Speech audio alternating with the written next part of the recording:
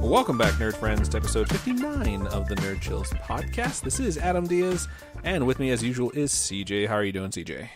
I'm doing great. A little tired, but got enough energy to get this podcast done and then move on. I hear you, bro. We're recording a little bit early this week because our third chair, Charlie. How you doing, Charlie? Hello. She is going on vacation, but she will be back for episode 60. She planned her vacation specifically around the fans of Nerd Chills and nothing else whatsoever. Nothing else, yeah. So it's I very realized nice that you asked me how I was doing, and I said hello, so let me try that again. Blue. Oh, God, no. What smells like blue? Yeah, no, good, okay. Cool. So I hope everyone had a great week. I know I didn't. It's been very, very busy at work, and I hurt my back. So I cannot wait for this 3-day weekend. It's going to be incredible. Hope you guys are excited for it as well. So we're going to do with blah, blah, blah, derp. We're going to do our normal, what we've been watching, what we've been playing. And then, Charlie, for the main topic, what will we be discussing this week? We're going to discuss this crazy article that I discovered about Sony providing data to the FBI about a person's account who was suspected of a crime. So I just found it really interesting, and I feel like this is popping up in the news a lot lately. So I thought we should talk about it. Cool. I like it. Let's start out with the not-so-heavy stuff. And we'll start with ladies first. What have you been playing this week, Charlie? Next question. I don't think I've played anything. Wow. I might have played Monster Hunter a little bit. Without us. Without us, I was going to say. Rude. How dare you? We've all been waiting to guide you through the world of Monster Hunter. Yeah, I think that's it. Seriously, it's been terrible. I didn't play anything. I didn't play anything on my phone. I've just been working. I've been playing the work game. What have you been daydreaming about playing this week? I was going to say, my running joke this week was I was playing that new Rihanna game. Work, work, work, work, work, work. That's not even her best game. I really want to play more Monster Hunter, but I think eventually here I'm going to buy Hellblade. I've been talking about it forever, and I really, really want to play it. And it's only gone on sale once. I've had it in my cart for like 3 months. So I think I might bite the bullet. And just spend the full $60. Yep. And then I was thinking about buying something for my Switch because I'm going on vacation, but I don't know. I think I'll probably just try and play Odyssey because I still have that and I've barely touched it. I've heard Celeste is incredible, and I think it's only $20. Oh. So you could check that out. But yeah, or you can do Odyssey because I also heard that's incredible, and you already own it, so it's free technically. I still need to figure out how to un-Australianize my account so I can buy stuff in America again. So. You need to stop being a liar is what you're saying? Yeah. It's probably a good idea. But I don't know. I'm still worried about my Animal Crossing data, so I'm very scared. Right on. Hey-hoo. So, CJ, what have you been playing this week?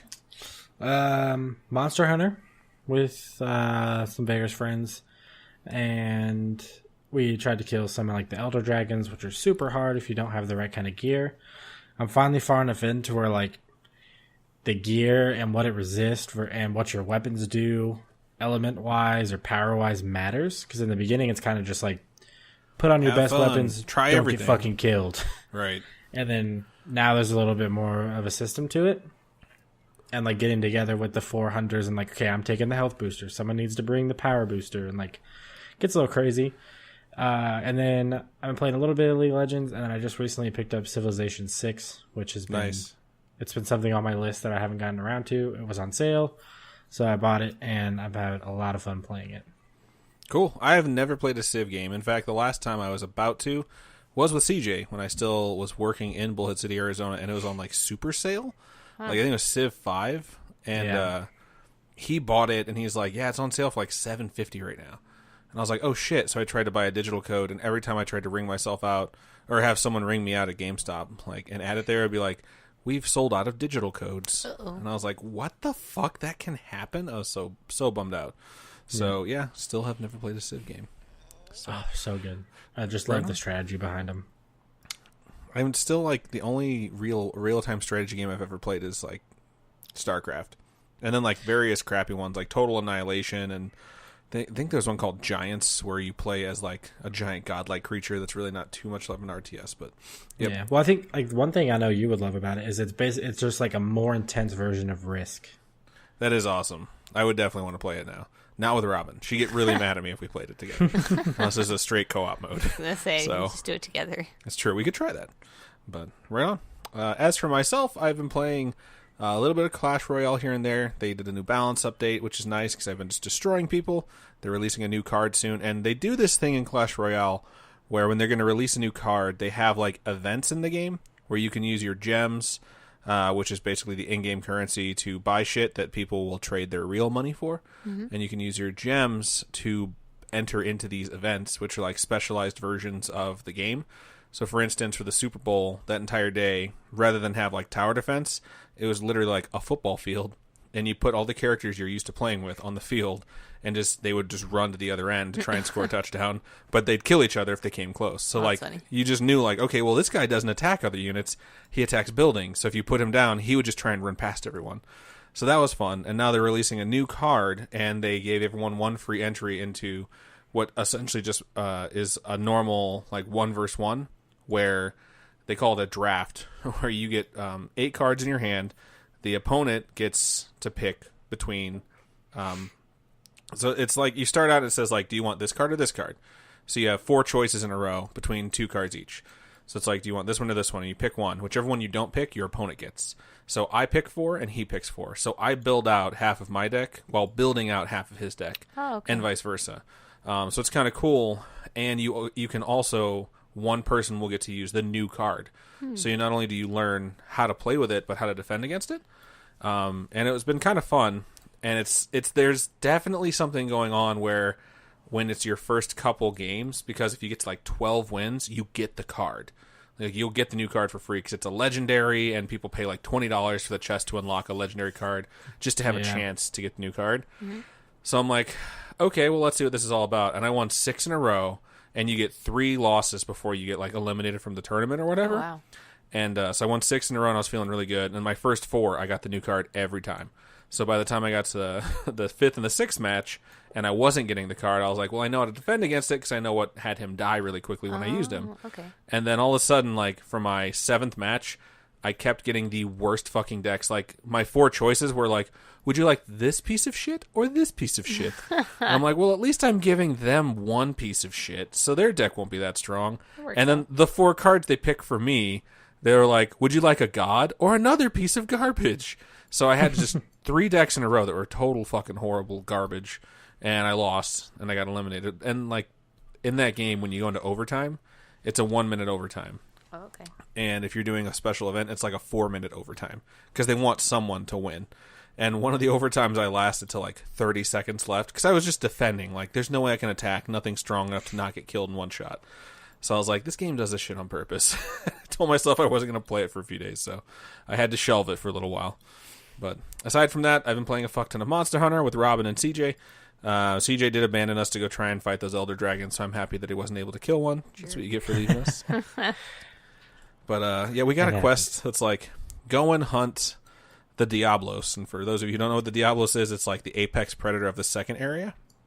And we're like, we might be strong enough, so we went back and fought it. And we're strong enough for the normal attacks, but not for the special attack. It still just one-shots us. So I really just want to go back to that quest giver, like, hey, fuck you. But did you get the screamer pods out of the chest? We got a couple screamer pods, but I think we only found 2. Oh, okay. Because that's pretty much, you can, if you have 3 screamer pods apiece, you just pop him, he comes out of ground, he's super easy to kill.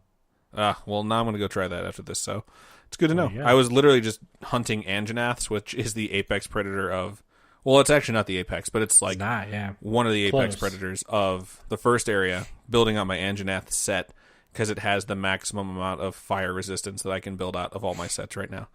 So we'll see how that goes. It's fun stuff. Me and Robin used Mixer to stream this past week, because you can co-stream, so we were streaming together. I think one person watched for a grand total of like 60 seconds. So whoever that person was, thank you so much. We really appreciate you. Aside from that, it was just us streaming to each other and trying not to say inappropriate words in our stream, since I talk so much shit about streamers who do that. But there's no point. So it was quite fun. But yeah, that's what I've been playing. As far as what I've been watching, like literally no time whatsoever to watch TV. I've fallen asleep watching the same episode of True Blood like 3 nights in a row. It's past the point, right? It's really not. It's past the point where I remember anything about the series, so it's like all new shit for me. And I keep falling asleep, and I keep being like, we have to rewatch that. I don't remember what happened, and I won't understand the next episode unless we do it. So, yeah, that's all I've been watching. CJ, were you watching anything this past week? I have not been, unfortunately. With Overwatch League being over and just trying to work and play as many games as possible, I haven't watched a thing. Right on. London Spitfire lost to DPS already. Champions of Stage 1. So, that was my team, if you guys recall. Just saying. Well, now, so that means you and Robin's teams are both out, because wasn't she was supporting the Dynasty? She was supporting Dynasty, who didn't make the playoffs. The Spitfires won the playoffs. They won, and then players still left for some reason. Yeah, I mean, I'm sure he was offered more money from the Dallas Fuel, so sucks, but that's okay. You can also, by the way, guys, go and check out nerdchills.net. I know we've talked about our website in the past, but we really put a lot of work into it this past week. We have profiles for all the contributors to Nerd Chills, and we're actually starting to post up daily a buttload of articles that you can find from all over the interwebs. Buttload, huh? It is a buttload. It's almost a fuckload. I really hope to get it to a fuck ton or a shitload, but I don't know if I have enough hours in the day for that. Oh, so goals. It's fun, and feel free to reach out to us. There's a bunch of different ways you can contact us, and you can go to all our various social medias just from the main page now. So go and give that a check out. Look something. Go and give that a phrase that makes you want to go look at it. Charlie, what have you been watching? Did you finish Forensic Files yet? Yes. Hooray! Confetti everywhere! Shaped like people that got murdered. Yeah, so I've been watching Forensic Files, and then my sister and I picked up a bunch of old movies, so I watched 20th Century, which is a movie with John Barrymore and Lauren Bacall? No, not. I just listened to something about that. Carol Lombard.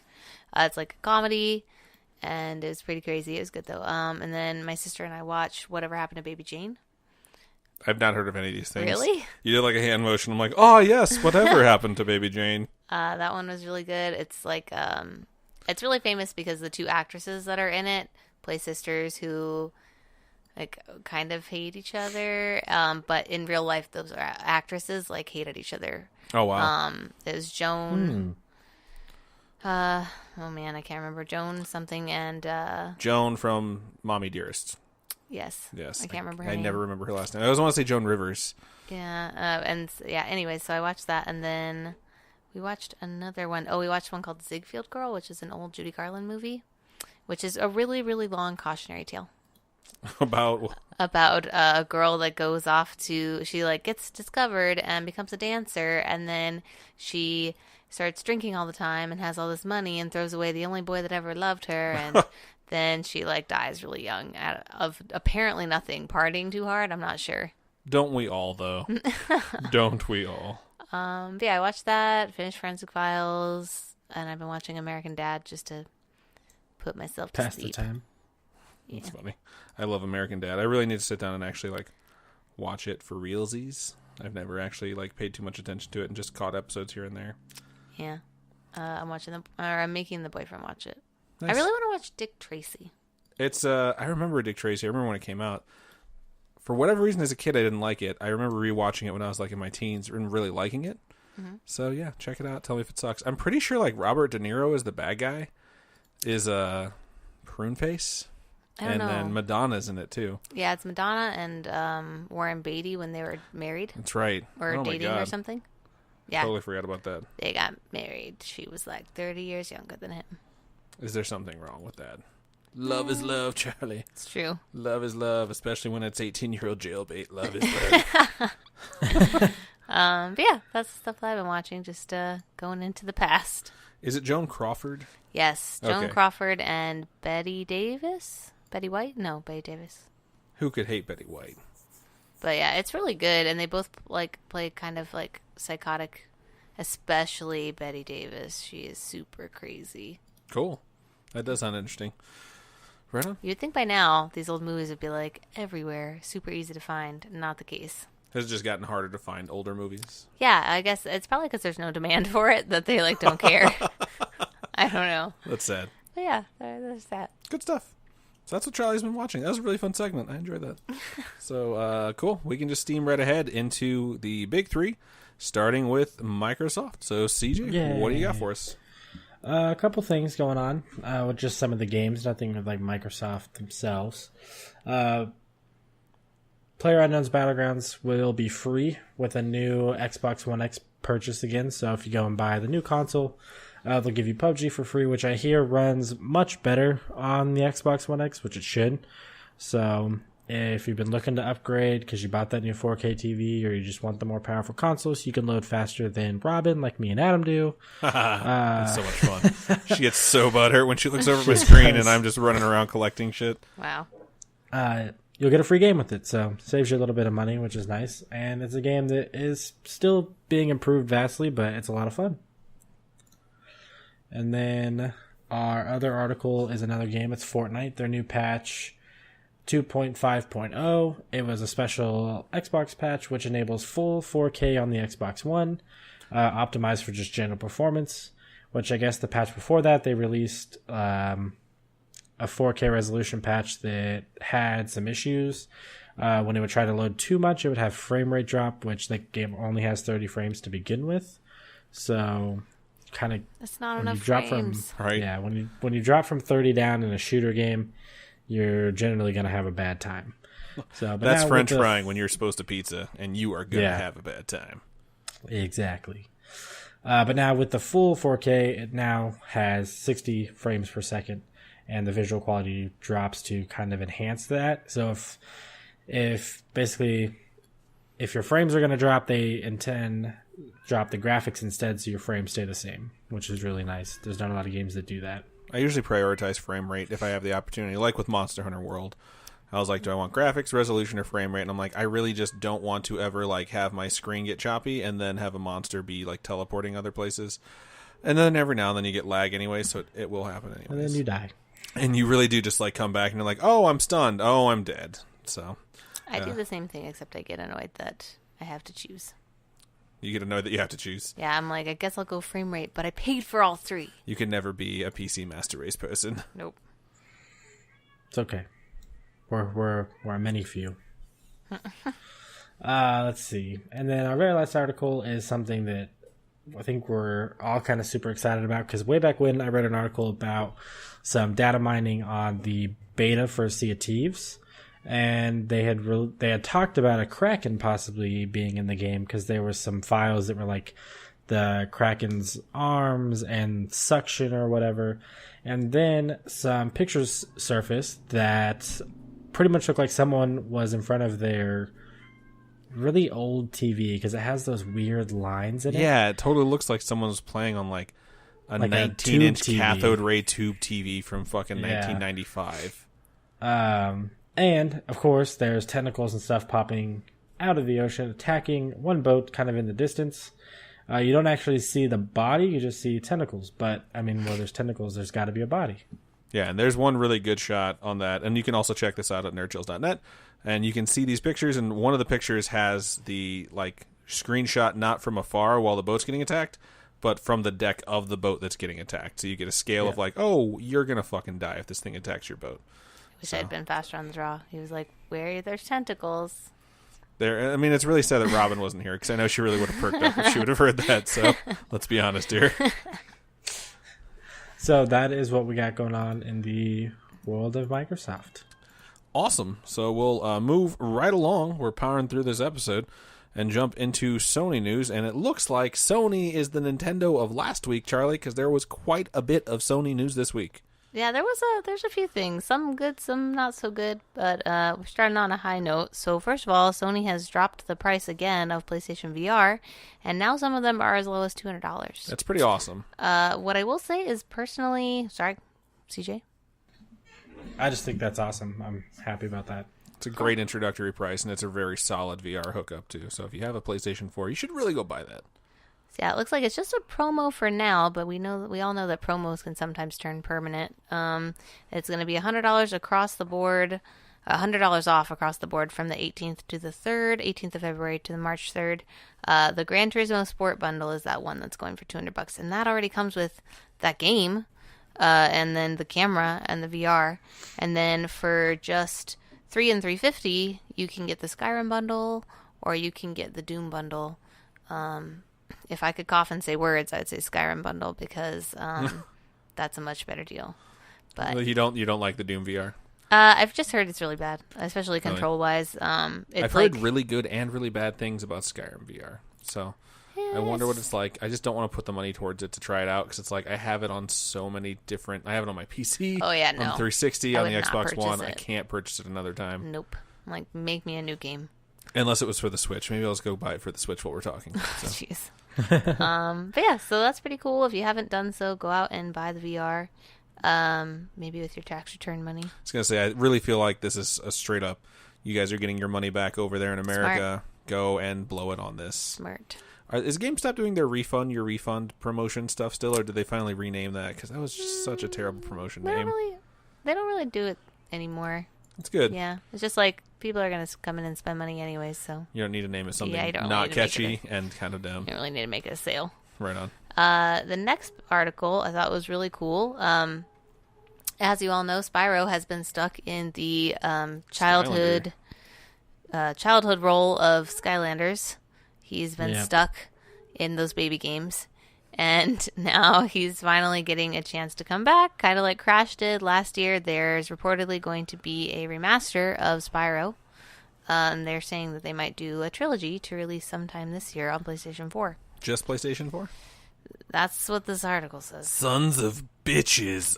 It should be coming out for the Switch. I would literally never play it, but for whatever reason, I want everything to come out for Switch. So never play it. So the But I want Bandicoots it. is going to come out. Or what was it that CJ called it that one time? Crash Bandicoot? I can't remember. It was so good. Okay. Dave made a meme of it and dropped it into our Discord. I'm gonna go dig through Discord. While Continue on, and I will find this. So yeah, Where it's did he put it? supposedly going to be out only on PS4. It said it's reportedly going to include improved visuals, new assets, a remastered soundtrack, and other enhancements. It's going to include 3 old titles: Spyro the Dragon, Spyro 2, Ripto's Rage, and Spyro Year of the Dragon. Right on. It was Crash Boonakit, so we need that to follow suit. So we need Spyro on the Nintendo Switch. I'm just saying. It says that they might just do a temporary exclusive deal with PlayStation and then go to Xbox. Right on. So you might still get it. It would be better. Honestly, I feel like it would sell more if it was on Nintendo than if it was on Xbox. Yeah, I mean, that's just the crowd. I mean, people are just buying shit for Switch right now like crazy. It's just like Celeste is on everything, and for whatever reason, Celeste is selling best on Switch, which has the lowest There's amount. nothing out for Switch. No, there's lots of stuff out for Switch. Right now, it's really she got boring you, though. fucker. Like Bayonetta came out, and there's some other like small game. They just don't have anything big and crazy going on over there. Yeah, they really need to announce the big things for this year. They really do. They need a Nintendo Direct to get everyone like excited and to get everyone looking forward to dates. So everyone's not sitting around like, so are we going to get anything this year? How's that going to work? We'll see. They did meet every date they said that they set last year in 2017. Yeah, Which is really hard to do, so I think they're just trying to take it seriously. But they're cool. It's cool and all. It's just like there's a lot of remasters, a lot of titles that don't appeal to everyone. They just need to have some more broad titles again. right, agreed.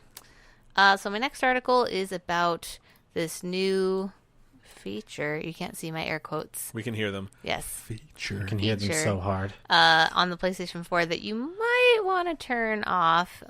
This kind of seems like BS, and I would be kind of annoyed if this happened to me. But apparently, PlayStation 4 now automatically downloads full games if you enable a feature called featured content. So basically, a featured item will be put into your library, and it's pre-installed for you, but you still need to purchase the license. That is ridiculous. Yeah. It's like, but you can play it right now. Yeah, so I mean, it's, I guess, cool if you're really crazy about those incentive or those downloadable games and the what's the word I'm looking for? The exclusives. Right. If you buy most of that stuff, you might not even care or notice, but it's just another way for them to advertise and take up your system space, I was going to which say, is BS. it's really cool if you have a huge hard drive and you're not stuck on one of those really bad plans that we're all about to get because net neutrality is gone. Yes. Where it's going to randomly just suck up a bunch of gigabits or whatever they call them and just download games randomly that you might never fucking play. Yeah, I thought they were called gigabytes. Gigabytes. Thank you, CJ. My bad. You're welcome. GBs. But yeah, so if you don't want this to happen, you might want to go and unenable that. Unfriend that feature. Yes. I think that's how it works. I also think that on my system in particular, I always turn mine off. I don't like standby mode. So I'm assuming if you don't do standby mode, you probably don't have that problem, because when is it going to download this thing if you're not in standby mode? So there's another reason to not do standby or featured content. That's sad. That's why I like that's why we have such different experiences with the Xbox One, is because I do get to leave mine in standby mode. And I can't remember the last time I've had to update anything, because it just does it automatically for me. So I'm just like, oh, cool. And then every time you turn yours on, you're like, there's a million fucking updates. I did change that because I was frustrated by it, but at the same time, I still had other problems. It's not so much with my X, but with my S and my regular, I had tons of problems where it would turn on and I wouldn't be able to connect to the internet. And then no matter what I did, it seemed I'd have to like unplug it in order. You want to know something else? Oh, she dropped her phone on that one. So, oh, snap. She threw down the gauntlet. I work in a place where we have to reset and stuff. We have to, erase systems. And anywho, the other day I had a guest who wanted to trade us a system they already formatted, which is pretty common. And I've already complained at length that when you go to test this, like when you go to set up your Xbox, it doesn't let you do anything until you connect it to the internet, perform any updates, sign into a Microsoft account. It's like a 20-minute process. So not only do we have to do that, but I went to check. I just wanted to check and see if there needed to be an update, because if there needs to be an update, I'm like, I can't do this because our internet sucks. So I go to check to see if there's an update, and there is an update, and I'm like, I'm sorry, we can't update it. And the guest was like, let me use my phone, my mobile hotspot. And I was like, great idea, let's do that. So the Xbox, no matter what I did, unplugging it, I didn't try throwing it into traffic, but I considered it. No matter what I did, it would not let me change the Wi-Fi I had connected it to. It wouldn't let me go back and select a new Wi-Fi. And then he brought up a good point. He was like, maybe if we disconnect the Wi-Fi, but I was like, I can't do that. Right. So yeah, I could not go back and choose just a different Wi-Fi connection. It's a bummer. I couldn't even choose a different language. Like, it would not let me go back. We should yell at Robin, because we know she has Phil Spencer's ear amongst other body parts, and she could very easily have that feature fixed for you. But yeah, anyways. Within minutes. That's that. Within minutes, literally. But anywho, I digress. This is a shitty feature. They shouldn't do it. And sounds like an Xbox feature. It's not a way to advertise to people. That is all. That's all I have to say about that. The last article that I have is about, how people like to get old systems with old versions on it and then not update it and be able to do some bad crazy things. stuff. I've encountered people who do this with the Switch in particular, like they Raspberry Pi, or I don't know, whatever the heck they're calling it these days, whatever the kids are saying. Well, now apparently you can do that with PlayStation. These systems are extremely hard to come by because most people use the internet and have the internet. But if you can find a system running 4.05 version of the software, then you can apparently modify it to allow it to play PS2 games. Modify a PlayStation 4 to be backwards compatible. They finally figured it out. Huzzah! So it looks like the PS2 emulation is a feature that exists at system level on the PS4 console. So some games can be emulated if you can reroute it or do whatever you need to do. Hack it. Use your hacker skills, and you can turn your PlayStation 4 into a PlayStation 2. Yeah, so for most of these people, it won't. Most people that own systems, it's too late. But if you can find some systems that are stuck in the past, then it's possible, which is crazy. I think it's very crazy that it exists on some like layer or level. Well, I mean, of it makes system sense that they're going to architecture. put stuff like PlayStation Now streams, so they must have the software in or the hardware somewhere in there, Right. or maybe that was an idea and now they've given up on it, hence the update. I don't know. All I know is, before you ask, I will not go through all the PS4s I see and look for that one. I know people are going to call you and be like, I can won't. you let me know if you have a version 4.05? No. We'll find that. I'll call a different GameStop. Yeah. Somebody will tell me. That is all of my PS4 news. Right on. So I will move Or straight Sony ahead. news. Sony news. Either way. It was all PS4, I'm pretty sure. I'll move right ahead into the Nintendo news. There's only a few things, and they're all like one-off situations. They're not like big news articles. In one instance, there was a gentleman who was playing his Nintendo Switch, and as he was playing his Nintendo Switch, he noticed that his hand felt odd. I can't remember what game he was playing, but he was saying it was Mario Kart 8 Deluxe, and he noticed that because of like the super awesome accurate rumble feature in this, that his hand felt a little odd. So he went to the doctor and checked it. He had a tumor in his hand, and he discovered it because he was playing Nintendo Switch. He says he's an avid gamer, and then he's played other consoles, and he didn't notice it through any other rumble feature but the Nintendo Switch. But while he was experiencing it, he just was like, maybe I should get that checked. This just opens the door for another Trauma Center game.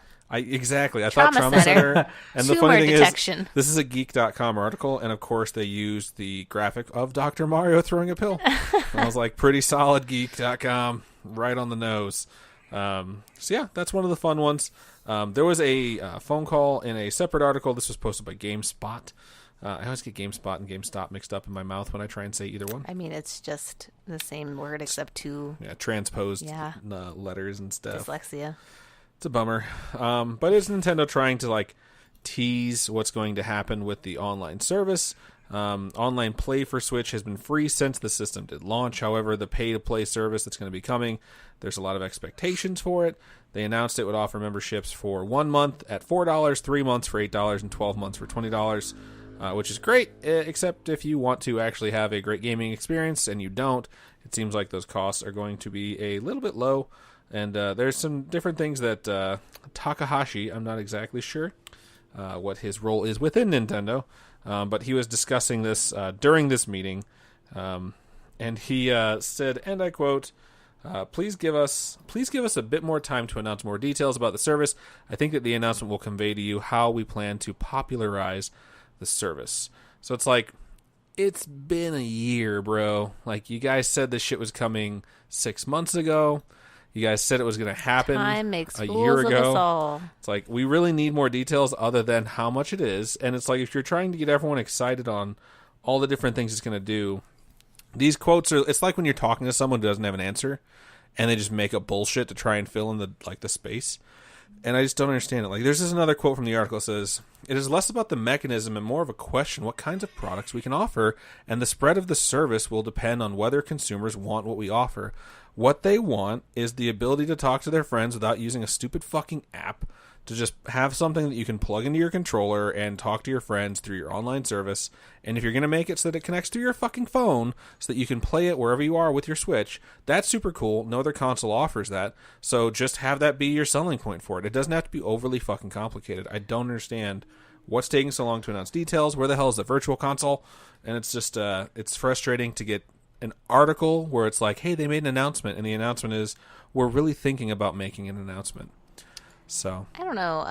I mean, I think that they're gonna need to figure something out, and I think they just must find that it's lacking. You know, like, for example, I just dawned on me that Payday is gonna be out on Switch in like less than a month. I'm like, how the fudge are we supposed to play Payday? Such a weird thing to... you can play it for free through their online service that they have now. Yeah, like, what am I supposed to do? Mail them a letter? Like, hey, can you change your tactics? Like, mail a letter to these people like, you suck. It's like, but like, let's be honest here. When Xbox One came out, they took a perfectly working party mode and made it so non-functioning that everyone had to be thankful that you could use Skype at the exact same fucking time because there was no other way to talk to anyone. So it's like, I would just use Skype through my Xbox One. Not everyone has two fucking consoles next to each other, though. I don't know. It's bizarre. So get your head out of your ass, Nintendo. We're really all rooting for you, and CJ wants you to sell those 100 million units by the end of the year because he's a psychopath. I need to be right. So I live by it. The last article I have for Nintendo news is not official news. We do occasionally sling around some bullshit here at Nerd Chills. And I just really like this article, and I really liked who it was written by. I think we're like right above making shit up. I know, and I really like that every now and then. Like, although your bold prediction, nailed it. The April Fool's episode is going to be just total horseshit this year. God. I can't wait to do it. It's going to be fun. But Forbes wrote an article, and it's all about Nintendo Switch. Fake news. And the deal, fake news, the deal that would basically put the console so over the top where it would just be completely dominating the market. And they're absolutely right. And it's based off of rumors that have been going around recently. And it's all about how Rockstar intends to bring Grand Theft Auto 5 to the Nintendo Switch. Yeah. And all the people that don't support this or don't think it's going to happen have always said the same things, where it's like, this is a family-friendly console, and that sort of content won't wind up on it. And it's like, but Rockstar's brought LA Noire, like Bethesda's brought Skyrim, Bethesda's brought Doom, Bethesda's bringing Wolfenstein. And it's like, granted, you can't fuck hookers, kill them, and take your money back afterwards in any of those games, which is why those games aren't as good as Grand Theft Auto. You said but Rockstar, and I was like, is that a subsidiary? Is that a... It's a new interactive VR experience, actually. But Rockstar. From the makers of Rock Band. Comes but Rockstar. But it goes over the actual problems, like from Forbes' perspective of, if this actually gets announced, like, here's how likely this is going to get announced, here's how much money this is going to do. And it's really cool to see a different media outlet taking such an in-depth notice to write up this article, which you can find on nerdchills.net, and it'll take you right there. It's a Forbes article. I didn't plagiarize the entire thing. Although if I did, I'd totally not tell you it was from Forbes. I was gonna say, when did you start working for Forbes? I just think it's really cool that these guys have nothing to do with gaming, and they're like, look, this is gonna make a fucking ass load of money, and here's how realistic it could be. These are the hurdles that they're probably working through right now. And they reached out to Rockstar, and they're like, we have no comment at this time. It's just like Elder Scrolls. They're going to sell us this game again. Right? And everyone's going to buy it. Yeah. Can you imagine the adults that can take Grand Theft Auto with them wherever they want to go without dragging? I swear to fucking God, I had a guy when I was supervising a team in a call center, and he was talking to me about how he was getting married. And he was going through all the planning, all the preparation. He got to a week before his marriage, and he's like, okay, Adam, I need your advice. When I go on vacation, I need to figure out how to take my PlayStation 4 so I can play Grand Theft Auto on my honeymoon. What do you think I should do? And I was like, I think you shouldn't take your fucking PlayStation unless you want to be marrying someone next year, and it's not going to be her.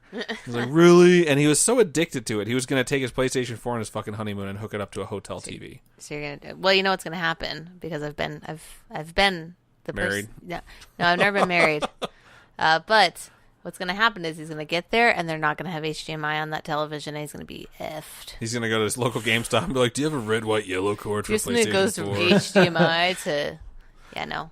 But yeah, I told him, don't be a fucking idiot. You're going to get divorced before your marriage finally settles. And he didn't, but I'm just saying that grown-ass men want to take their Grand Theft Auto with them wherever they go. Just beat your wife. I mean, right? You're married just now. Just fuck hookers and take back your money after you murdered them. Give her a car and then pull her out of it and punch her and take the car. Yeah, that sounds like a solid plan. Good advice from Nerd Chill's crew. Yeah. But yeah. You're welcome. Killed it. That is everything I have for Nintendo news. No, don't kill her. So don't kill her. Cool. This is good stuff. I really like. We should just start an opinion and advice podcast. I think we'd be really good at it. Actually, oh, dude, we'd be so good at it. It'd be really good. First episode, bring back Scalebound. It'll make you millions. Oh my They'll God. be like, "What the fuck is Scalebound?" And we'll be like, "Shut up." So cool. Go back and look at E3 2 years ago. It was almost done. Don't know what happened. Moving into additional news. This is actually really cool. Monster Hunter, we all know, has been doing very well. There was a big debate about whether or not this one was going to be approachable, and it kind of felt like Capcom had bet the farm on it. And even though it's doing really well, they just had those massive layoffs. However, Monster Hunter has shipped 6 million units within the span of 2 weeks. It's a great release window. When ain't nothing to compete with, right? And it's so I got fun. lots of rewards for it too. Yeah, that's true. When you log in, you get a login bonus every day you log in, and at the 5 million mark, what's that? Free DLC. Yeah, free DLC. There you go. They gave us a bunch of shit at the 5 million mark, and then 5 days later, they hit the 6 million mark. We got a bunch of free shit for that too, and it's all in-game stuff that you really need. But the thing that's important about the 6 million mark is that it's officially the best-selling Capcom game of all time now. Wow! In 2 weeks, it took it 2 weeks to get there. What about who makes Marvel vs. Capcom? I don't know, but I think it's Capcom, to be honest with you. Shut the heck up. Yeah, it's gone past every other Capcom title, and this includes Mega Mans and all that shit that they used to produce that people fucking absolutely loved. And Monster Hunter just got a new lease on life. Pretty Why sure. did they waste so many years on the freaking DS? Didn't they make Dragon's Dogma too? Wasn't that Capcom? Yeah. That game is fucking awesome. I know it didn't do Yeah. very well, but it did well enough to get an expansion with Dark Arisen. The game is cool. Or Dark Risen, or whatever the fuck they call it. So that just makes me feel really good for like the future of Monster Hunter, because like they're already going to plan to provide free DLC, and it's like now they might be able to give us more free DLC just for the fact that there's tons of people playing. And like when I go through my friends list, everyone I see on my friends list is playing Monster Hunter right now. So it's really, really cool to see like the game came out and people were saying there was problems with matchmaking and there was problems with like getting a party together. It's like there wasn't really problems with it. It's just not super easy. It's like you post a quest, you can't see anyone that's in your online session. They pick up the quest, and you guys are together. But like once you do it once, then it's just a fucking habit after that. So it's just really cool to see the success for the franchise that everyone's been trying to get into for so long. Like everyone I know is like, yeah, I tried to play it before, but it never worked out. And this one somehow it just fucking clicked. Yeah. And it's probably the best one so far too, because I haven't heard any Monster Hunter purists like this game is shit. They're like, this game is so much fucking fun. It's just like, so even on the newer 3DS, I'm sure you guys have found it's probably pretty difficult to play this game without controlling the camera. Right. Which you couldn't do on DS. Oh, yeah. Which is a pain. The environments are not like open world, but they needed to be a lot more expansive than the 3DS could do. Like, it's just so limited by the hardware. Yeah, and honestly, I think one of the best parts about the game is they made the ability to track a monster. And like I don't even know what they call. I keep wanting to call them boat flies, but I know that's what they are. There's something scout flies. Scout flies. Yeah, and they flies. like they make you a trail to follow the monster. Yeah. And before it was like you have to go to your map constantly and keep checking it and keep seeing what area it's in and like learn the paths. And it's like if you have the flies, it's so much more helpful because you can actually track the monster, and it makes the game about the combat and not about constantly running around like where the fuck did it go? Because that's not fun. So. Whoever, We just had a motorcycle gang drive by outside. Pretty sure they all have huge penises, which is why they have to drive something so reminds me loud. of the episode of South Park. Like, Exactly. yeah. I think that whoever made the deal for them to be making Monster Hunters on DS for like a decade needs to be fired. Yeah, I think he needs to be kicked in the fucking face with a steel toe boot. Like he probably already was. That's why this one came out on console. Wasn't like, Monster Hunter on PlayStation Portable before it was on DS too? It was like on a fuck. It was on PSP, yeah, and it was a PSP, amazing. And then there was Wii, and then there were like 3 or 4 for the DS. I'm like, why? We tried. Me, you, and Robin all bought that last Monster Hunter for the new 3DS XL. Yeah. Like super excited about trying it out, and it was kind of fun, but like on a small, tiny handheld screen with so many fucking menus and so much to learn and so much nuance and intricacy. And I think it was 3-player, which for us was perfect, but I was just like, 3? What was super annoying about so it too weird. is that they didn't even have tutorials until you had done a bunch of shit first. Like in this game, like you start out and it starts doing. Yeah, it starts teaching you how to do shit. And in that one it was like just tap buttons until you figure it out, and then maybe we'll tell you how to use each feature one at a time. And it's see like how you do first. Yeah, I was like, this is fucking dumb. Like, I'm just trying to get into this. Like, why isn't this approachable? And they make one that's approachable, and it's the best-selling game in Capcom's history. Wow. So, congrats, Capcom, and congrats, Monster Hunter. Super cool. They're killing it right now. And speaking of killing it, transition time. Friday the 13th is adding in, it's already added in single-player mode, but they're adding in, quote, brutal single-player challenge modes. What do you do in the single-player mode? You kill bots. You play as Jason, and you hunt down bots. You can control the difficulty of the AI, which is kind of fun. I set them to medium, and honestly, for medium difficulty AI, I killed all 8 of them faster than I've ever killed 8 humans. Like, it was a fucking Faster joke. than you've ever killed 8 humans? And I kill camp counselors all the time in real life. I mean, I go out and just kill. I mean, you can pretty much mow them down, but not that quickly. Yeah, it was bizarre. I was like, this is like actual humans. But yeah, realistically, the difficulty isn't too high. And I think they realize that, and I think they want the single-player mode to be easier. So you can, one, enjoy killing people as Jason. And now that they've buffed Jason again, so that he's actually like harder to escape from and fight, they're looking at the single-player mode as a way where they can do challenges where it's like, decapitate every counselor. Or something where it's like ridiculously not easy to do, but it's still really fun to try. And I think that sort of gameplay loop where it's like you're not always going to get it, but as long as you're having fun trying, you want to just jump back in and try it again. Yeah. I think that's why like the Battlegrounds, like everything having a sort of Battlegrounds mode now is having such success. Like you have a shot of 1 in 100 to win this, and most people aren't going to win. It's like, but you're going to keep trying because it's really fun to try. And you get one fucking death, and then you reload the game all over again. And if you like put that on paper and try to pitch that idea, be like, that's fucking stupid. People don't want to lose games over and over and over. It's like, yeah, but when you win, it's an amazing feeling. And when you lose, you're like, I tried. I didn't think I was going to win anyways. And then it just keeps going. And I really like this idea. It's not exactly Battlegrounds, and don't get me wrong, but I think the idea of like, let's make something really fucking hard that's also really fun to do applies really well, especially to this game, because I've played it a fuck ton, and playing single player is kind of fun when you have a bad day where you don't get picked as Jason. Because you can play like 20 matches, and you're like, realistically, every 1 in 8 matches, I should have been Jason. I should have been Jason twice by now. I haven't been Jason once, and you can just go and play single player mode and just get it out of your system. So it's also a fun way to learn the maps for anyone who's brand new to that game. It's cool that they're just reinventing and continuing to do things for the game. Like, they could have just made their money and walked away, but... Yeah, and it's free. Like, I paid $40 for the game, and I haven't had to pay a dime for anything since. And I've gotten all this free shit. Yeah, that's awesome. And it's really fun. So the last piece of news I'm going to read is from Polygon. And we talked about this previously on the podcast. We have not dedicated a main topic to it, I don't think. But... the topic that just won't die, loot crates or loot boxes, whatever you want to talk about. There's been... What were you going to say, Charlie? That a topic? I think we did have a topic about that. I think we had it one time, but it was more about legislation. Gambling? Yeah, I think it was about the gambling aspect of it. Gambling. So, yeah, it was a big topic when it was over in the UK. As far as politicians in the United States, the senator from Hawaii, I believe, is the only guy who was even talking about it. And lo and behold, state lawmakers in Hawaii have decided to introduce 4 bills that would regulate the sale of video games that feature loot boxes or loot crates as part of their gameplay. It would prohibit the sale of loot box games to consumers younger than 21 years old. Oh my God. Because it's being viewed as gambling. The legislation defines that loot boxes as a randomized in-game reward can be bought for real money. That can back up. The legislation defines loot boxes as randomized in-game rewards that can be bought for real money. Everyone fucking knows that. Another 2 bills. I just think it's ridiculous. They're like, we're gonna have 4 bills, so we're gonna get this thing fucked one way or the other.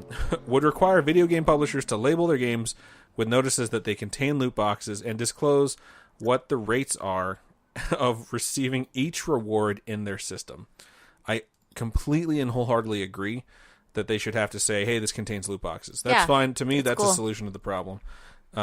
Making it so that they have to disclose what the drop rate is for everything, I'm not as opposed to that as I would be to other things. Like, honestly, like playing World of Warcraft, I check drop rates. Most MMOs have drop rates. Yeah, you check drop rates all the time anyways. Do slot machines even have to say how many times you can win, what the odds are? Like, not get at the all. fudge out of here. Not one fucking bit. Yeah. But I think they should have to disclose...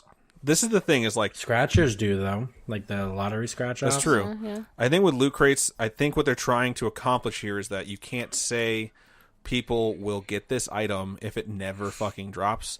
So I don't understand if they're disclosing I mean, that doesn't make any difference, though, because you can get the same item twice. No, I'm talking about like a rare item if you actually don't have a chance to get it, and that's the reason you keep buying something. Because people have been caught saying you could actually get something for buying a loot crate that no one's ever gotten. So, like, disclosing it makes sense. Like, I know somebody who plays a ton of MLB and has spent, like, more money than anyone needs to even know on MLB.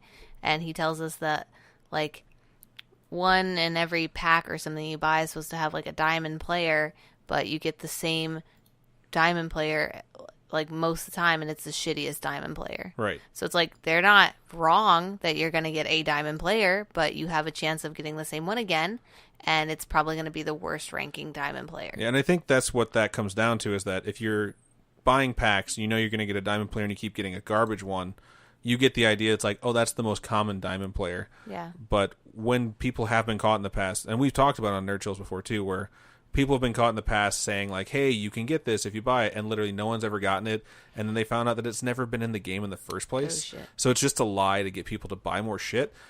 I understand disclosing the percentages, but who are they disclosing it to? Is there going to be a booklet inside? This is the percentage drop for everything, or are they disclosing it to a video game government agency that's going to... It's got to just be on a website. The cover is just covered. It's like and who's going to check to make sure the numbers aren't total bullshit? Like, if it's a random number generator...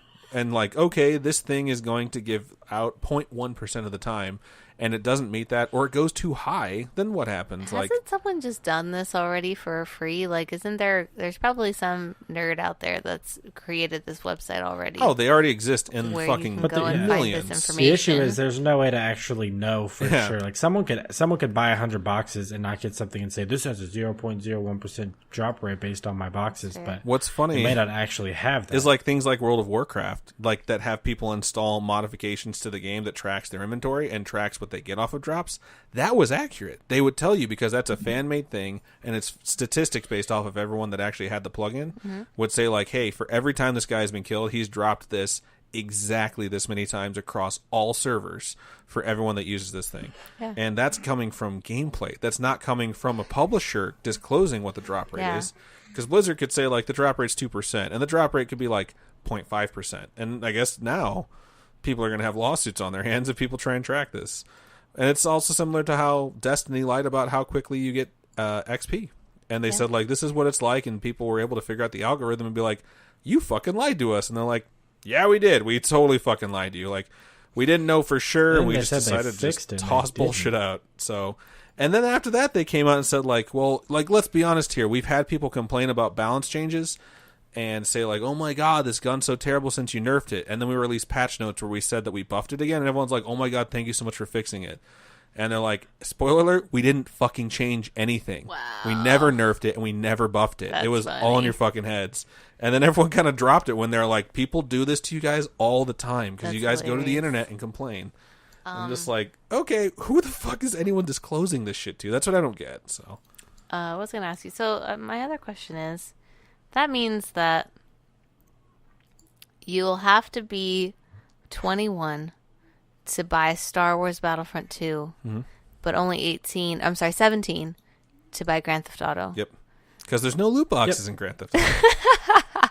Exactly. So you can buy like the most fucking violent shit you can find, but not loot boxes. Well, it's like you can buy like an AR. People don't get addicted to killing people or You can buy, like, hurting people. an assault rifle in this country at 18, but not a beer. But you can't. It's like, that's fucking Well, stupid because you got to too. learn how to shoot your rifle before you get your burr. That's true. You have to learn how to shoot before you can learn how to shoot drunk. So, you need 5 years of driving under your Just belt like before you can driving. learn to drive drunk. Same thing. So, yeah. Good to know. I think we just solved the riddle. Now we understand why America works the way it does. Makes way more fucking sense now. Yeah. So, that's the last thing I have for additional news. We do have a few more articles that Charlie's going to go over. So, what do you got for us? Yeah, so first bit is about Twitch. Twitch is finally getting into a new area as far as chatting. They introduced a new feature for streamers that will let them create a Discord-like channel, separate from standard channels, where viewers and subscribers can talk to each other. So I thought that was kind of neat, because Discord is kind of growing in popularity, and then that kind of leads to other discussions and different things that people can talk about in a more of a community. Speaking of Discord, if you guys ever want to check out the Nerd Chills Discord, please do so. You can jump onto it from our website. I've told you before, no thanks, no. She legitimately is not on Discord. What's kind of cool is we have a tracker on the website now that lets everyone know who's in our Discord at all times, and you can just click join. It'll jump you right in there. So it's kind of cool. Do I need an app for that, or you don't have to? You can it's just do it a through your mobile website. site? Yeah, That's I cool. didn't get the app for no reason whatsoever for like a year. I was just going to Discord.com and logging into my shit through I'm there. pretty limited on space, so I feel like that's not something I need to use a lot. Speaking of nerdchills.net, I'm just plugging all the shit I did for this website. Tell us more about Nerd Chills. If we're ever Hey, you did a great streaming job, man. on Twitch and you're on nerdchills.net, it will pop up and let you know that we're live right now, and you can click that and go to it. Oh, shoot. There was an option where I could leave that dialog box on top of what you're looking at all times to let you know we're not live right now. And I was like, what fucking asshole would enable this feature, this I'm offline feature, which literally hovers in front of what you're fucking looking at? I was like, no, I'm not that narcissistic. I think I'll just let them know if we're on. That's hilarious. Yeah, I was like, these are some stupid plugins, but it's good to know it exists. So yeah, I thought that was pretty cool. If you're big on Twitch, then you can use that new feature. The next article that I have is about Valve. This is something we've talked about a few times here at Nerd Chills. It's about reviews. We've talked about fake reviews, review bombing, all kinds of things. Well, this is a new one. Valve has officially cut ties with a publisher for planting fake positive reviews. They all do that shit too, and this publisher is just the one that got caught. And it sounds really terrible. So Valve removed all titles made by this company. Wow. It's Incel Games from Steam after finding out that they supposedly pressured their employees to rate the games on the marketplace. Since I originally picked up this article, they have updated it because the company, Incel, put out a statement. And it does sound like they did what they're accused of doing, but you guys could be the judge. So in their statement, they say, at the day that one of their games launched in December, an email was sent to everyone in the company's company telling staff, about 20 people, including freelancers, how important reviews are in the Steam ecosystem, and that a failure of Wild Buster, one of their previous titles, would mean the company was in jeopardy. It was meant to rally people's support, including advertising the game to their family and friends in the hopes of simply get more reviews, but it was never intended to threaten anyone into creating reviews. It's like the email wasn't. Reviews are really important.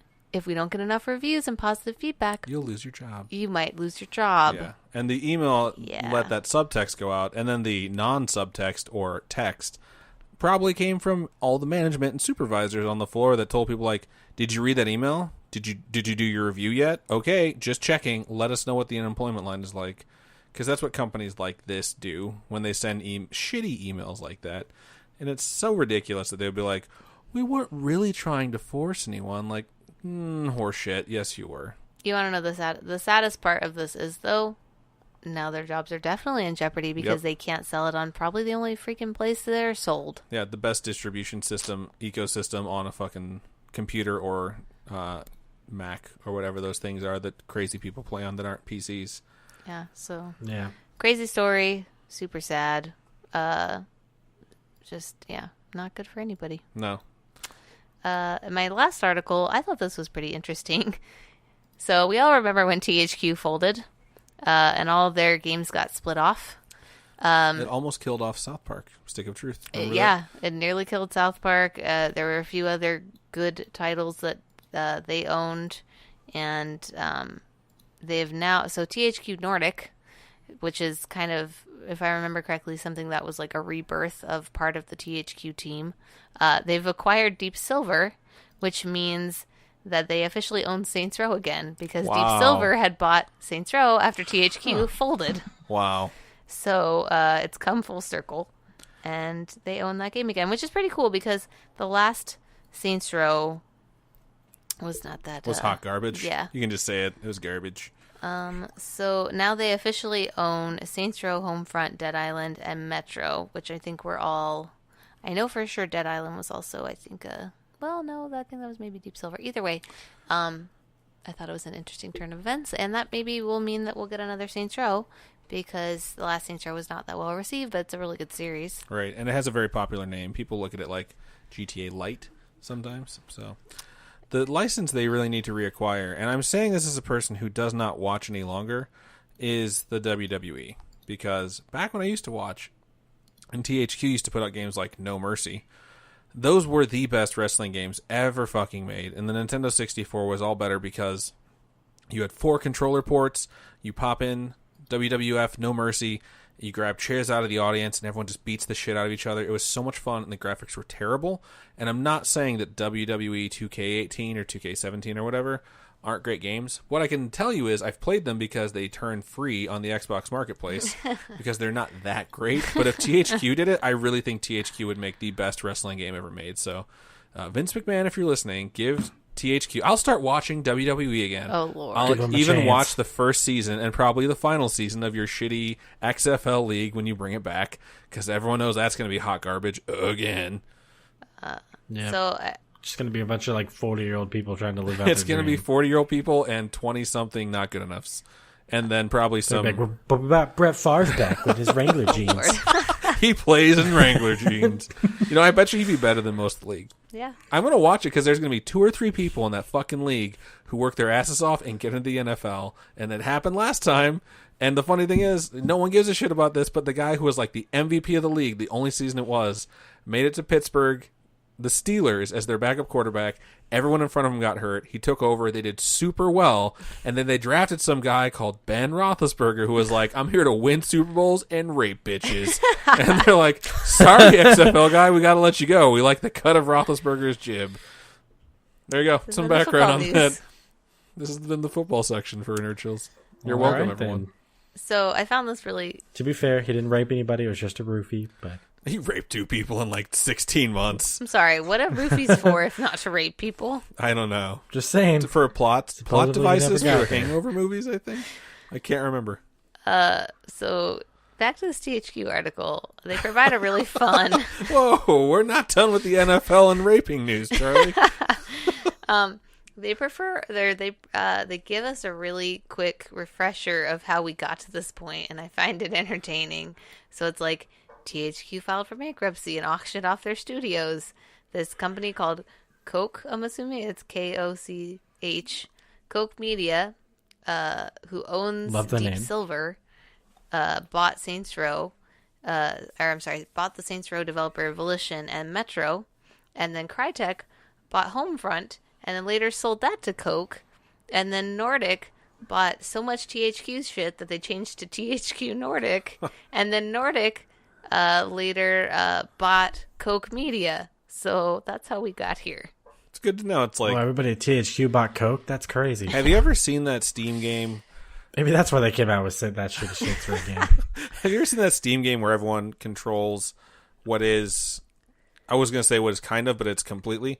What is a dick on the screen, and they all flop around, and the goal is to put the head into another wiener's like butt. Yeah, it's really weird. I saw it stream one day, and I was like, I think I was too busy penis playing that anything else fidget spinner vaping game. Oh well, Goat Simulator. You're way cooler, obviously. But that's what this entire thing sounds like. That cycle, because at some point, it just seems like everything just plugged into everything else, which is like the goal of that game.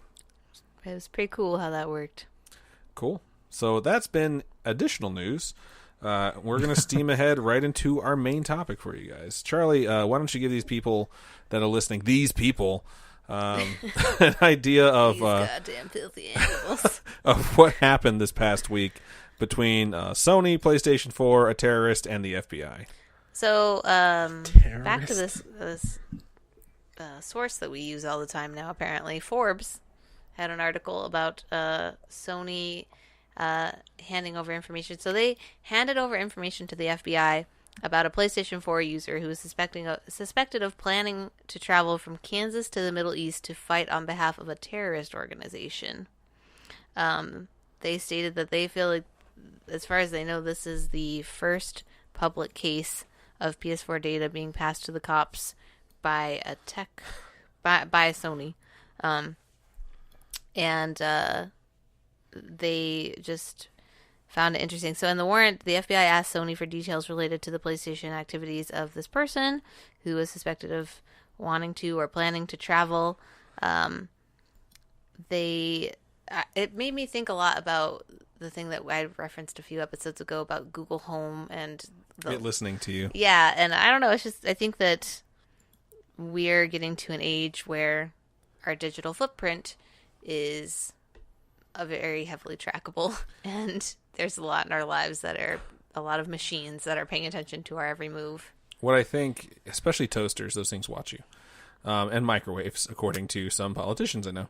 But I'd be okay if my toaster watched me. I love toast. Be like, thank you for putting your toast in my mouth. Rah, rah, rah, rah. That's the sound it makes when it's heating up your toast. Anyways, what I think is hilarious is that people, in response to this article, are like, goddamn invasion of privacy, goddamn government, things like that. And whether or not you're one of those people is irrelevant to the point I'm about to make. But there's two things that I think when I read this article. One is the South Park episode with the human centipad, where it's like, how often are you trying to go into your iTunes and do something, and you get an update, and you get this super, super, super long file that you're supposed to read before agreeing to, and everyone just scrolls right past it and clicks agree, which is the entire premise of that episode of South Park. Is when doing that, every iTunes user agreed to be part of a experiment where you could be turned into a human centipede. And they only picked 3, and of course one of them is Kyle. But it's like, Should how you read the user agreement? I'm sure in the end user license agreement for PlayStation Network and PlayStation itself, you agreed to let your data be collected and given to whoever the fuck Sony wants, or even sold to whoever the fuck Sony wants. And the other thing I think when I see this, I've completely forgotten. So I'll let someone else talk about it now, and hopefully I remember so I can interrupt you later. The point of the article, because I'm sure you're all thinking, what the heck could you gain from a PlayStation? So he was using this device to communicate. So he's using his PS4 to communicate with people about his travel plans, which is unique. I would never think to do that. Is that how you coordinated your vacation that's coming up? Is all through your PlayStation 4? I think that would have been impossible, but it's interesting to think maybe that's where he met the person. That would be crazy. That would be crazy.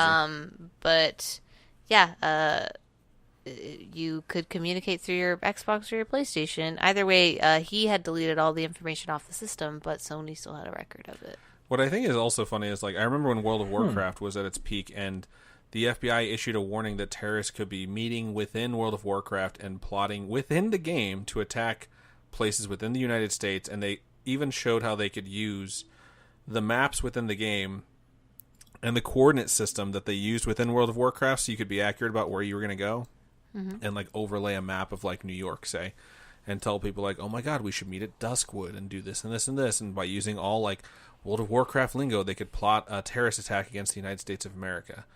And I was like, yeah, but you can do that with like fucking anything. Like, I don't create understand. a whole system with candy names. I feel like it's one of those people that just sits there and realizes for the first time the idea that everyone else had. Candyland? And they're just like, did you know people could do this? And like, everyone's like, yeah, we kind of all fucking knew that. It's like when you're like younger and you start thinking of like original philosophical thoughts. I remember one kid was like, everyone says it's the beginning of the end, but what if it's the end of the beginning? I'm like, wow, you flipped those words. Like, way to be 16 and fucking stoned out of your mind. Congratulations. Bob is spelled the same backwards and forwards. So does race car. Blow your mind. The other interesting part of this article, totally nothing to do with PlayStation, but apparently passport fraud is committed when you, or can be considered passport fraud if you go to get a passport and they ask you where you're going and you're like, I think I'm going here, and then you go somewhere else. So he told them he thought he was going to Canada, which I'm sure was a lie. But either way, if you were just like, I think I want to go to Canada, and then you end up going somewhere else, it's like fraud. What if you go to Canada and then the next day you go somewhere else? Is it fraud still? I don't know. It says that he was sentenced to a separate issue. He was sentenced to 4 years for passport fraud because on his application he claimed he intended to visit Canada, but then he ended up going to Egypt. What an asshole. What if he just got redirected? No, just kidding. Right? My flights get redirected all the time. I don't know. I mean, I understand that the FBI is like, look, we really need this information. You guys have it saved. I mean, Apple had that whole thing a while back where the FBI wanted them to unlock the phone. Yeah, and they like, wouldn't. No, like, we're not going to do that. And I think it's really cool that Apple was like, you know what? We can't do that. We're not going to do that for you. We're not setting the precedent.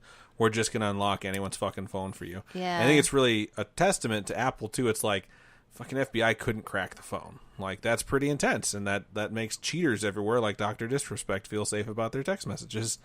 But, like, if people are really worried, and if you're really listening to this article and you're like, I don't want my data collected, it's the same people that I've heard say this in my life that also post on my Facebook feed, like, click here to find out what Hogwarts house you're in, or click here to find out what animal is your spirit animal. And when you click there, the Facebook request is like, no, but yeah.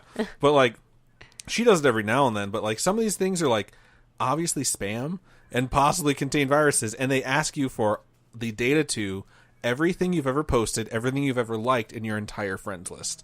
And everyone instantly is like, yup, I really need to know what letter of the alphabet I am. And it's like, that's how easy your data is collected. Right? I'm totally an N, without a doubt. Wow. But it's, I don't know. I just don't feel bad when things like this happen, because I just assume, like, I don't know, not to like talk about Gerard Butler movies, but I'm a law-abiding citizen. It's like, and I'm a gamer, ironically also, and I'm speaking the ugly truth right now, which those are all Gerard Butler movies, in case no one knows. They're all terrible. But Oh, you know too much about Gerard Butler. I've been listening to a lot of Flophouse, and his movies appear in that podcast That quite a bit. That checks out. Yeah, no, I feel the same way, right? Like, I have nothing to hide. It is my personal business, but I still feel like I'm not gonna go terrorize anybody. But it's just crazy to me how integral that's become. Like the Vegas shooter, they have like no fucking idea what his motive was, because he covered his tracks very well. Right. Maybe because he was older. Maybe he wasn't really that into to social media and stuff like that. There was like no metadata about his life whatsoever. He also like created fake email addresses, whatever, but we may never know his motive because there wasn't anything like that. So it's just become such an integral part of our society, and I find that so crazy. Yeah. It's with gaming as mainstream as it is at this point, it's funny to think like how much time you do spend playing video games, and I wonder how they could connect the dots of like the metadata of what games you play and like other things that you do in your like online or just digital footprint. It's like every time he played Grand Theft Auto, he had homicidal tendencies. All I know is I've been watching a lot of Forensic Files, and they always in a lot of episodes they do this thing that I think is dumb, where they find some guy and he's a total creep and he like murdered, raped women, whatever, and then they're like, when we searched his home, he had a lot of pornography. And I'm like, big whoop-de fucking dude. Then I'm going to be the biggest murderer and rapist of all time, because I have a lot of pornography too. The next step is going to be like, when we searched his home, he had a lot of violent games. Right? And that's the thing is, I think if you actually collect a metadata on if you had a change in moods after playing something like Grand Theft Auto, I really think you'd go from being more homicidal to being more relaxed. Because you're like, it was so fun to participate in a digital simulation of things I would never do in real life. And I laughed about it. Check out all the pornography things. I mean, I don't that understand didn't it. help. But what kind of porno? Is it like the normal stuff, or is it like the horse and animal stuff? They didn't really go into detail. All I know is I want the job of, like, digital detective. I'll search the PlayStation. Isn't there a CSI now for, like, CSI Cyber? Or something like NCIS Cyber. There was one of those cop shows where it was all about collecting. I do not want to see Mark Harmon playing PlayStation. I'm good. And drinking from his fake coffee cup. Fuck you, Mark Harmon. There's nothing in it. Like the Navy? What would the Navy even need that for? I don't know. You don't even like coffee. Right? Fuck you, Mark Harmon. Drives me crazy every time I watch NCIS. It's like there's nothing in that fake Starbucks cup. He's not drinking a goddamn thing. He's drinking his money that Starbucks gave him. It's fun. It's a fun topic, really, to think about all the things. Like, I wonder what could be drawn from the conclusions. And I've wondered, too, like, I don't know who else does this, but I constantly am worried I'm going to get accused of something I didn't do. Because, like, growing up as a kid, like, for whatever reason, people always blame me for stuff I didn't do. Like, my whole fucking life. Like, I had people blame me for, like, starting fires, and I'm like, I don't like fire. And people blame me for stealing shit, and I'm like, I don't steal shit. And, like, you're brown. I'm always like, right, it must be. Oh, she went right for the I had, like, people accuse me at a lock-in at, like, a local, like, arcade of, like, breaking into a candy machine and stealing a bunch of it. I'm like, no, dude, I wasn't there. Like, if you're security guards and you have cameras, go look at them and just know I wasn't there. And they fucking harassed me for hours. They finally went and looked at security tapes, and they found the other kids that did it, and they called their parents. They had them come pick them up. But they never came back to even say, like, it wasn't you. Wow. They made me stand there all fucking night. And I was like, dude, I will fucking sue you if you don't apologize to me. And he had his, like, supervisor come out who had never seen me and apologize to me. And I was just like, I paid money to be in here for you guys to harass me for fucking 6 hours. So as an adult, I'm always worried that someone's going to accuse me. Like, one day Robin's going to show up missing or dead, and they're going to be like, where is she? You're like, I threatened to murder her on several different mediums. And I wonder what my digital footprint will say. Where it's like, I need you to not look at any of the correspondence between Robin and I or listen to either of our podcasts together, because you might think I have a motive for murdering her, and I may or may not have threatened her. And you know what the last thing they're going to say is, he had a lot of pornography. I'll be like, you need to not go on my computer. I really need you to not do that, okay? And just don't do it in front of my mother. So that just is one of those things where, like, I understand why people would be freaked out by something like this, but I don't freak out about it like, what am I going to get caught doing? It's like, what am I going to get accused of doing that people might think, like, is legit based off of, like, what games I've played, or Yeah. like what people I've communicated with, or what my Google searches are. Well, don't worry, they're gonna stop you from gambling. So, I'm well, safe not you, there. but somebody. I don't know. Somebody. It's out a weird there. world we live in where like the metadata you collect paints this picture of who you are, and I really wonder how accurate that is. There's So. also a lot of forensic files where people Google like wife plus murder plus cover up or something. It's like you're an idiot. My Googles are really weird. They're really weird. It's just like, where did this word come from? Like, where did this phrase originate from? And sometimes they're really like just obtuse, just bizarre shit. Right now, my Google search history is like a word and then synonym. It's like this synonym. I feel That's bad funny. for all those people that are Google searching how to get away with murder for the TV show because it's like, well, you're an automatic. I bet you when that came out, Red Strike. FBI people were like, God damn it, ABC, every fucking time. It's just, I don't know. It's bizarre. So Yeah. it can't be an easy job to sift through that shit and try and connect dots that don't seem to exist. But yeah, it worries me thinking what dots people might connect and get them wrong. Well, just be careful, people. If you're going to commit your crimes, don't think that it's a safe medium on your Xbox or your PlayStation, because that shit's recorded too. But once Nintendo Switch is up They're and running, watching. let's be Oh honest, my God. they're not going to have dedicated gonna have servers any saving idea. anything. So You know what I think it's going to be like? It's going to be like old-timey phones where you're going to go on there and then they're going to be like, who would you like to talk to? you just plug in a line. Line number 6, that one's busy. It's like, Charlie E. Nope, sorry, she's busy playing Animal Crossing right now. No, I think they're going to be a little bit more advanced where it's like your friend code is like 40 digits and you have to put it in a rotary phone where it's like no. one. So we'll see how that pans out. Yeah. Just go back to letters, I guess. I don't even know. I think since everyone has Cursive. their- No one's going to be able to read that shit in about 5 years. That's true. I write cursive now, and I'm like, I used to judge people when they'd apply for jobs based off of how they sign their name. Sometimes I'd still give them interviews, but I'd like look at their signatures and be like, they signed it in print, and it would really annoy me. And then I learned like, oh, they don't teach cursive anymore. And it's like, I know where the this heck do secret you work language. that they have physical applications now? Oh, well, I used to work at GameStop, and everyone used to turn in applications, and I used to look at them and be like, this person signed their name. Like, to me, cursive is the signature language. Everyone signs their name in cursive. And when I'd see people printing their name, I'm like, that's not a fucking signature. Like, what is this shit? Signatures are the scribble language now. Yeah. I have friends that, like, have very long names, and it's the first initial, and then, like, a loop-de-loop, and there's no O's or E's in their names, and then, like, a line and a smiley face.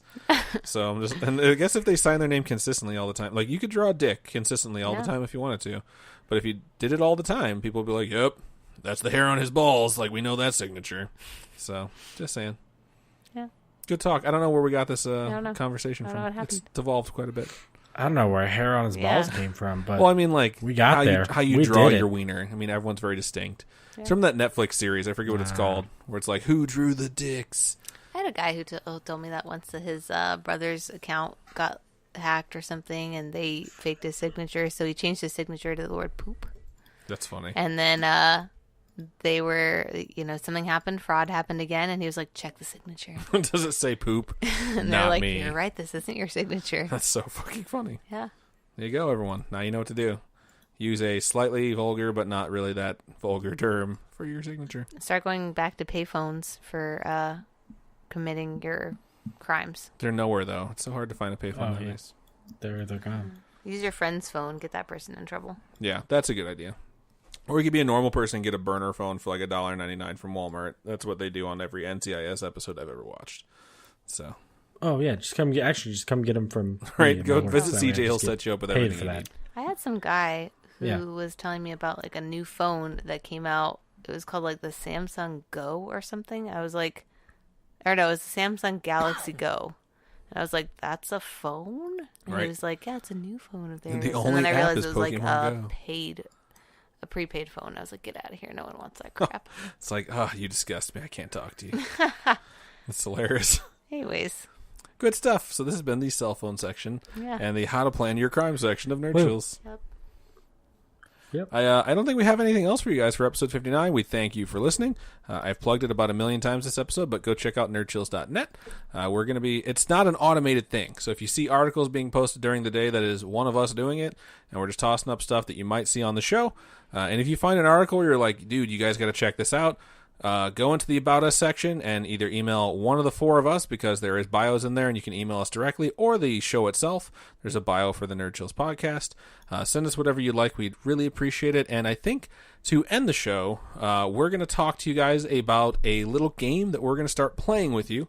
That sounded kind of weird, but realistically, we want to influence and inspire more listener interaction. We know there's a lot of you guys out there based off of download numbers, and there's some dedicated few who talk to us like all the time, but we want to bring some more of you guys out. I know a lot of nerds are introverts or are quiet, or let's be honest, are just assholes who don't want to do what we tell them to. But Charlie had a really good idea for a game that we're going to start playing. I'm going to be the person who administers the game to Charlie and CJ in particular, and then our fourth chair, which is typically Robin, but we'll give anyone who actually subs in as a special guest a chance to participate as well. So, Charlie, toss out the idea for our listeners. Hopefully I describe this in a way that makes sense, so stop me if I get off track. Or I'll just edit it all up to make sense. Sure. There you go. Just cut it.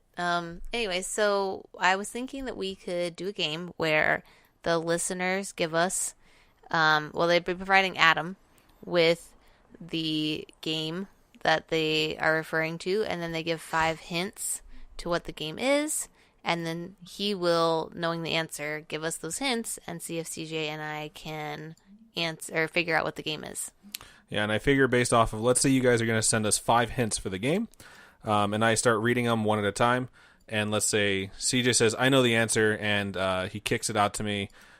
He will get the amount of points of how many hints were left, plus 1 for getting the answer right. And that way, if they go through all 5 hints, then get the answer, they both get 1 point. Versus if we go through 2 hints and CJ's like, I have the answer, he sends it to me, and I tell him like, that is correct, and then we go through Charlie, and Charlie gets it in 4 hints. She gets a few less points, but she still gets points. And then at the end of the year, we can see who is the person with the most points. So I guess we should kind of outline this. So you guys will provide us with 5 hints, and we will try to guess at the answer. Adam will facilitate it, so CJ and I don't know the answer, and CJ and I will get points for the most amount of, or the amount of hints left on the table when we guess.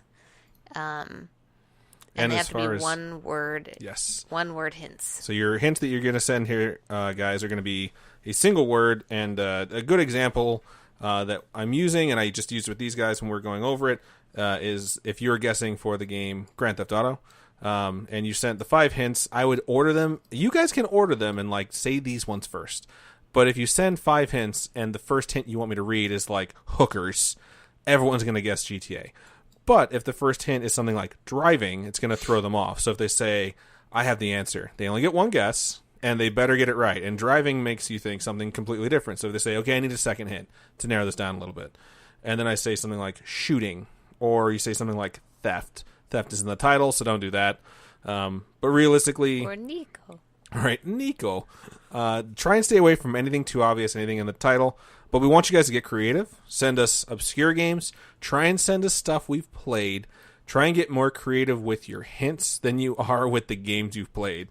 Where it's like, oh, it's this import Japanese game from the original PlayStation. You guys haven't played it. You probably never heard of it. No one's going to guess it, and we're just not going to use it. So CJ and I aren't that bright. We're not the biggest connoisseurs of the indie games. But we play a lot. I'm a fucking genius. Okay, so just he's a fucking genius. So go balls out with it. He did just 1 word that Grand Theft Auto one. When we were playing our practice round, to that. From driving, he got Grand Theft Auto. Jesus. So, but yeah, they're gonna get 1 hint. I want to play with Robin. Right, we got to get Robin in here to play this. But yeah, so I thought it'd be fun. I think it'd be something we can try to do and engage you guys. And if you guys send them to us, then we'll do it once a week. Yeah, and you can send them to nerdchills@nerdchills.net. You can also go to the website, and we're going to have a page dedicated to the rules of the game. And if you go on there, it'll just be on the main page where you can go, and it'll say game, click it, give you the rules. It'll give you a submission form right there, and you can send us what you want. And then we haven't decided on a lot of prizes. I guess we're going to see how it goes. I think that if you want a Nerd Chills pin, just like always, we will send you one of those. And then... I think we should have bragging rights. I told Adam that you guys can email him and tell him how much of a loser we are if we can't guess your stuff. I'll be more than happy to read taunts that you send at the panel and let them know how dumb they are for not guessing your game. That would be hilarious, actually. It'd be really fun. So if you win, you get the opportunity to razz the people that you stumped. So that'll be really fun. And I'll let you know. I'll reach out and be like, they didn't get it, so send me your insults right now. So you can draw up a nice, fine email where you're just really mean to us. I think it'll be really fun. Yeah. So cool. It sounds like a good time. Tell your friends, or not. I don't care. But send us emails. Send us topics. I want to have stuff to go through and pick. And we need to get you guys interacting with us a little bit more. When we have contests and stuff like that, you guys do love to interact with us. You like to share the posts when you think there's something free or in it for you. And I totally understand that. Yeah. But this will be a fun way we can all engage and give everyone something a little light to look forward to at the end of each episode. So I think that's everything we have for episode 59. Episode 60 will be the first time that we play this game. And maybe we'll come up with a fun name for it as well. We're going to have to. Boner Patrol 9000 is my suggested name. name. Whole vacation thinking about it. Right on. We'll figure it out, and when we come back for episode 60, we will have the first ever round of it. So Let's good call stuff. It the game. It's the game. That would be terrifying. That would be terrifying. Like I just got that on 4K, on Blu-ray 4K, and I'm like, do I want to watch Georgie's arms get ripped off in 4K? I guess I don't. So cool. That's like the first scene of the movie. I know. So. I've actually seen that much of it. Okay, cool. So not that big of a spoiler. If you want to reach out to the show, like I said, nerdchills at nerdchills.net. You can reach out to us on Twitter at nerd_chills. You can also find us on Facebook, facebook.com/nerdchillspodcast. Come and interact with us. We'd really appreciate it. If you want to reach out to me in particular, I'm at the Adam Diaz. You can also email me at mailem@nerdchills.net. You can find all of this stuff on our website. It's very easy to find now, and I really, really hope that you guys go and check that out. Also, if you want to send us any suggestions, we're more than willing to take those. And if you want to become a patron, you can go ahead and go to patreon.com and do that as well. And if you have trouble with any of that stuff, just ask us, and we'd be more than willing to help. If you don't want to become a patron, well, suck it up. People do a lot of stuff they don't want to do these days. Lift yourself up by your bootstraps and tighten your belt and all those expressions. So help us out here, goddammit, Jesus Christ. That's everything for me. CJ, where can the fine folks find you? All my stuff is at Sacred Infinity, so my email, my Twitter, my Twitch, and I'm really excited to play this game. I want to see if people can stump me, because, like I said, I'm pretty fucking good. He did one-shot it. I want to talk so much shit to him right now, but somehow he got it. So, Charlie, where can the fine folks find you? You can find me on Twitter. It's Charlie with an EY_NC as in Nerdchills, or you can find me right here, or you can email me at charlie@nerdchills.net. And if you guys, I mean, this is like a long way down the road, but if you end up wanting to play this game and you really particularly want to try and stump Adam, you can send me or CJ the information, and then they will try it with us. So, sky's the limit. Yeah. Yep. We're very easy to reach now. Just go to our website, go to About Us. We all have a link that literally says email, and just shoot us an email. We'd be more than happy to read that and take care of it for you guys. So thank you for listening to episode 59, and we will see you next week. Take a chill pill, people. We'll see you next week. I said that twice. Fuck. Bye.